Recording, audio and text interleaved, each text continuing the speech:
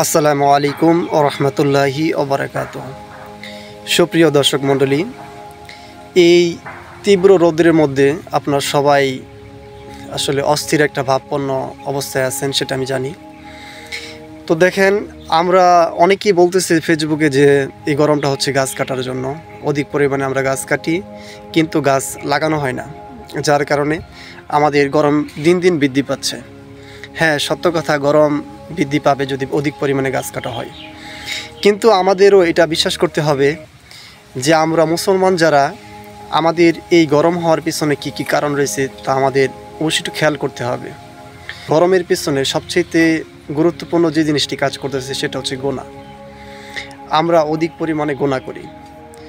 দেখেন, একটি এলাকার মধ্যে যদি 400-500 লোক থাকে, 40-50টা ফ্যামিলি থাকে, দেখেন ফজরের নামাজের সময় কয়টা মানুষ যায়? আপনার কয়জন যান নামাজ পড়তে? আর সমাজে দেখেন কি পরিমাণে সুদ বিস্তার হয়েছে। এমন একটা বাড়ি পাওয়া যাবে না যে বাসায় সুদ ছাড়া সংসার চলতেছে। খুব রিয়ারিটি। আপনার শতকরা হাতে গোনা কয়েকটা ফ্যামিলি পাবেন যারা সুদ খায় না। তাছাড়া দেখেন জিনা, পরক্রিয়া, মানে যত বড় বড় গুনাহ রয়েছে, আমরা রাসূল সাল্লাল্লাহু আলাইহি সাল্লামের যুগ থেকে যে ইতিহাসগুলো আমরা পড়ি, আইমে জাহিলিয়াত যুগ, সে যুগের কথা যদি চিন্তা করেন আর আমাদের বর্তমান যুগের কথা যদি চিন্তা করেন, আমি বর্তমানে কোনো পার্থক্য দেখি না। ওই যুগ এবং বর্তমানের যুগ প্রায় একই রকম, বরঞ্চ ওই যুগের চাইতে বরং এই যুগে বেশি গুনাহ হচ্ছে।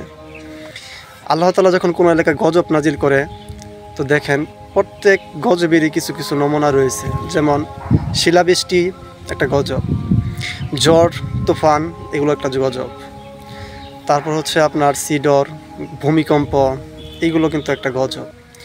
এই যে দেখেন বর্তমানে অধিক পরিমাণে রোদ হচ্ছে, এটাও কিন্তু একটা আল্লাহ তাআলার গজব। এটা কিন্তু আমাদের মানতে হবে। আমাদের সবাই, আমরা যদি বলি যে আমি তো ভালো, আমার নিজেটা নিজে আমি বুঝতেছি, ভাই এই জন্য না। একটা এলাকার মধ্যে গজব তখনই নাজিল হয় যখন মানুষ অধিক হারে গুনাহ করে। আমরা প্রত্যেকে নিজের নিজের স্থান থেকে আমি মনে করি তওবা করা উচিত এবং আল্লাহ তাআলার প্রতি একনিষ্ঠভাবে দোয়া করা উচিত এই রোদ থেকে বাঁচার জন্য, বৃষ্টির জন্য। আপনারা যদি একনিষ্ঠভাবে আল্লাহ তাআলাকে ডাকতে পারেন, সবাই যদি একনিষ্ঠভাবে আল্লাহ তাআলাকে বলতে পারেন যে আল্লাহ তাআলা, আমি গুনাহ করেছি, ভুল করেছি, আমাদের এই গুনাহ থেকে আপনার কাছে পানাহ চাই, আমাদেরকে আল্লাহ মাফ করে আপনাদের রহমত বর্ষণ করুন। রহমত কিন্তু ওই অঞ্চলই হবে যে অঞ্চলে আপনার আল্লাহ তাআলা ভালোবাসেন। বৃষ্টি কিন্তু আল্লাহ তাআলা একটি রহমত। এই রহমত আল্লাহ তাআলা ততক্ষণ দিবে না যতক্ষণ পর্যন্ত ওই এলাকার মানুষ একনিষ্ঠভাবে আল্লাহ তাআলার কাছে না চাইবে।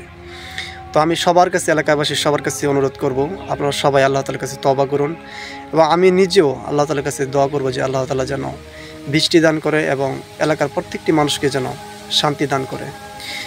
আমার কথাগুলোর মধ্যে আসলে আমি ছোট মানুষ, কথা বলতে মধ্যে ভুল ত্রুটি হতে পারে। আমি চেষ্টা করছি আপনাদের জাস্ট বলার জন্য। ভুল ত্রুটি হলে কেউ নেগেটিভ সাইড না নিয়ে পজিটিভ সাইডটুকু দেখে আমাকে ক্ষমা দৃষ্টিতে দেখে আমি যতটুকু কথা বলেছি যদি ভালো লাগে, তাহলে আমি অনুরোধ করব আমলটা করার জন্য। সবাই ভালো থাকবেন, সুস্থ থাকবেন। আসসালামু আলাইকুম ওয়া রাহমাতুল্লাহ।